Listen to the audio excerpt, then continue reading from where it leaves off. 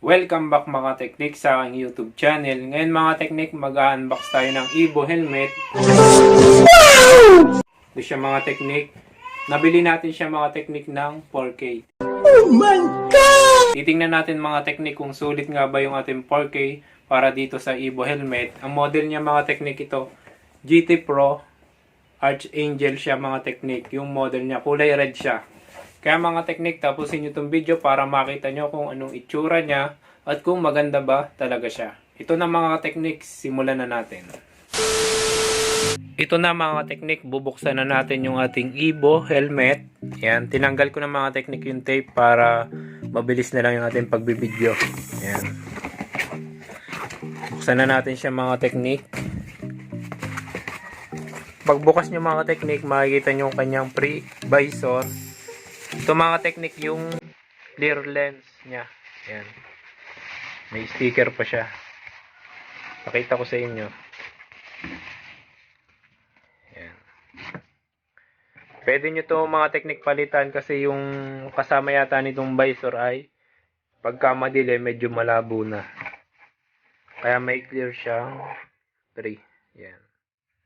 So mga teknik, tanggalin natin tong mismong helmet. Ito siya.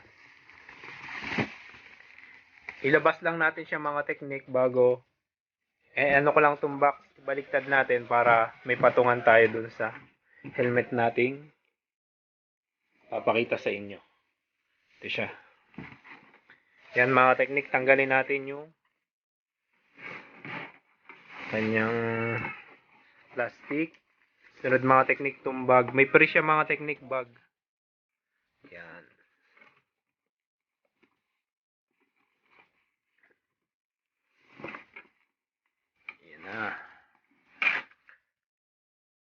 Yan, bale siya mga teknik. Ito na siya. Meron siya mga teknik ring, tatlong sticker, dalawang maliit, tsaka isang malaki. Bago ito yung kanyang tiketa. Tsaka yung kanyang manual yan. Ito mga teknik yung bag niya.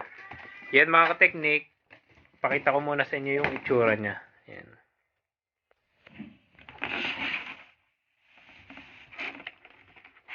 Maganda mga teknik yung pintura niya kasi para siyang, alam niyo yun sa sa gamit yung spray gun. Parang sa mga kotse yung pintura niya. Mukhang hindi siya basta-basta titiklap.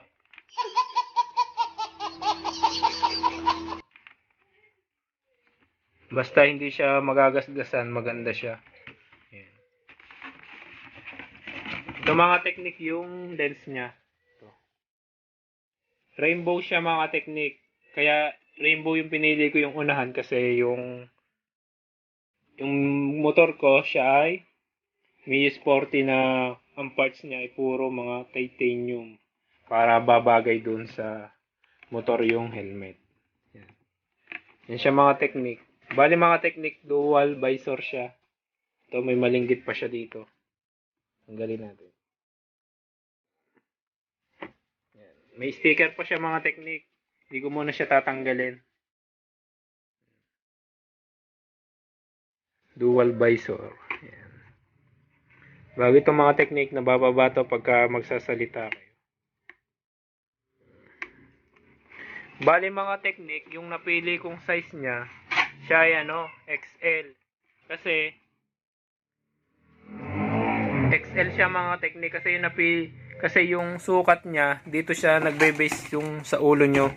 Parang yung, halimbawa dito yung paikot ng noo nyo hanggang doon sa likod, susukatin nyo. Ang sukat ng akin ay 61-62 cm yung yung paikot na yun ha mga teknik, yung XL. Siguro bago kayo bumili, sukatin nyo muna para alam nyo yung size nyo. Kasi mga teknik yan, pag sinukat nyo dito, medyo siya, masikip.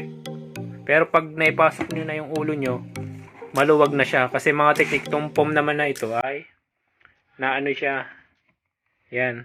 Para siyang napipirat. Para pag sinuot nyo, fit siya sa leeg. Pero pag naipasok nyo na siya, maluwag naman siya sa loob, saktong-sakto lang. Kala nyo lang pag sinuot nyo masikip gawa nitong POM. Kumbaga ito ay pinaka-fit sa leeg nyo. Para sa akin mga technique, para sa akin lang ha. Sulit mga technique yung 4K ko dito. Kasi kita nyo naman yung forma niya at yung design niya napakaangas. Yan, pakita ko sa inyo mga technique. Yan. Napakaangas mga technique.